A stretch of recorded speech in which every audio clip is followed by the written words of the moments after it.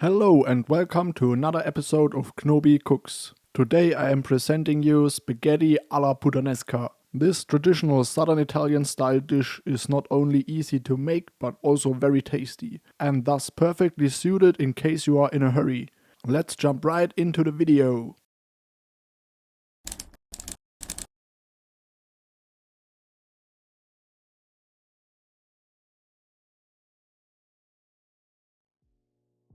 For today's dish we will need some date tomatoes, some garlic cloves, a couple of anchovies, some capers, a glass of olives, sieved tomatoes, a small bottle of white wine, our spices, a large pan, I already have some olive oil in this one, a pot with boiling water, I've set this one up earlier already, and of course some spaghetti.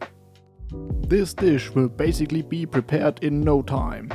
First we will start cutting and dicing our garlic cloves. Since there will be very few ingredients with texture in this dish, you can easily go for larger chunks of garlic here if you like it. And basically as soon as we have diced our garlic, we will put it into the pan and start putting on the heat. But don't put on too much heat or you risk burning your garlic. Burnt garlic has a bitter taste to it, so we really want to avoid that.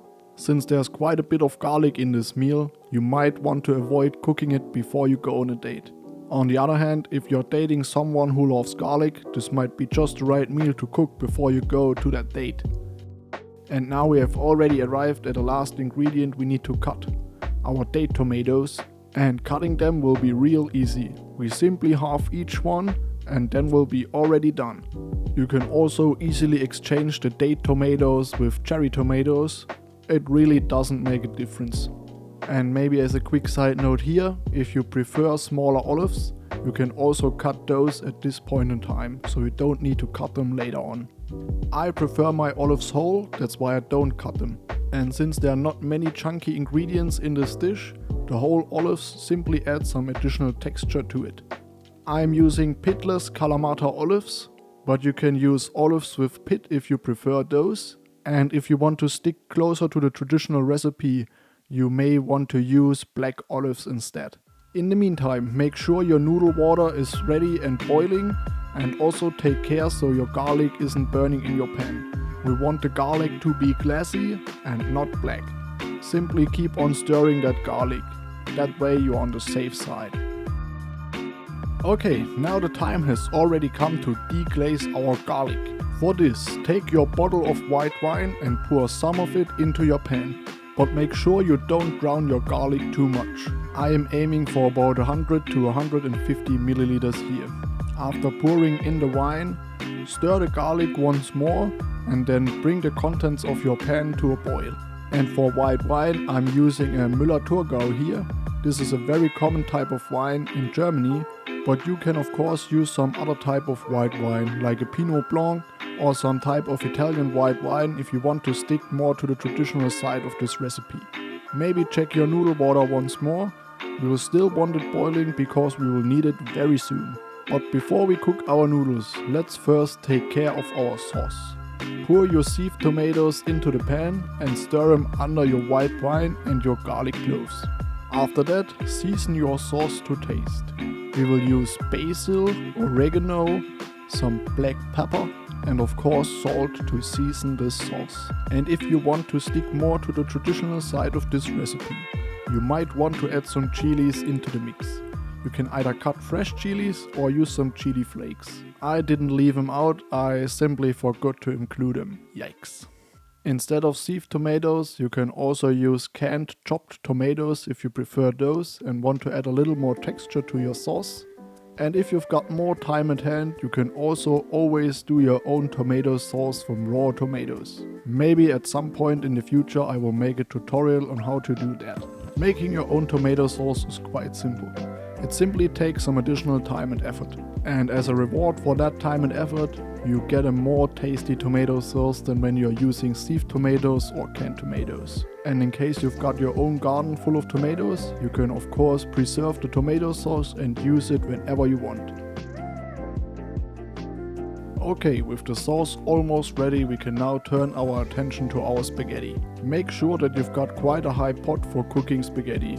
You don't want to break them in the process. Simply take your spaghetti, put them into the boiling water, and then gently try to stir them.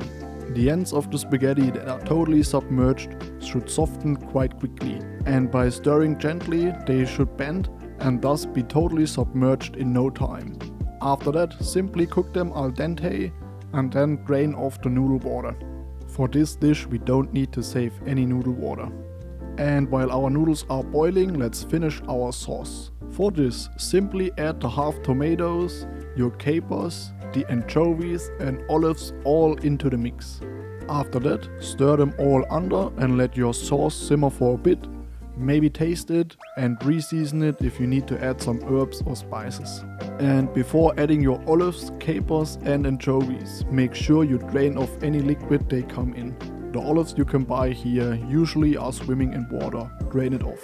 The capers are usually preserved in some kind of salty vinegar, drain that off too. And lastly, the anchovies I can buy here usually are preserved in oil. Drain that oil off too, you don't want to add it into your sauce. Be advised that this is simply the way I buy my ingredients, it may differ for you and you may not need to drain any liquid off, which might even be better. And with that said, our sauce is basically done and we can drain off our noodle water. One important thing to mention for this sauce, the anchovies I can buy usually come with some small fish bones still in them. You can eat them without any issue, though it might not be the right thing for everyone. Okay, and for the next step, I will add my spaghetti into the sauce. You don't need to do that, you can also serve your spaghettis next to your sauce separately. This is also what I would recommend you if you don't eat your dish right away. However, for me, since I'm eating this right after filming, well, it doesn't really make a difference and I really like one-pot dishes. You simply have less stuff standing around on your table. And if you're doing like I do, simply stir your spaghetti under until you mixed your spaghetti and sauce thoroughly. And then your meal is ready to serve. Maybe try to get some fresh basil for garnishing. This will add some more color to the dish. And since the dish is ready to be eaten, well, we've also arrived at the end of this episode of Knobi Cooks. I hope you enjoyed it. Tell me how you liked it down in the comments. And if you're cooking this dish yourself, tell me how it tasted for you. I am very much looking forward to any feedback or inspiration I can get from you, my viewers. And if you want more cooking inspiration, subscribe to this channel. I'm Knobi and I'm seeing you in the next video. Goodbye.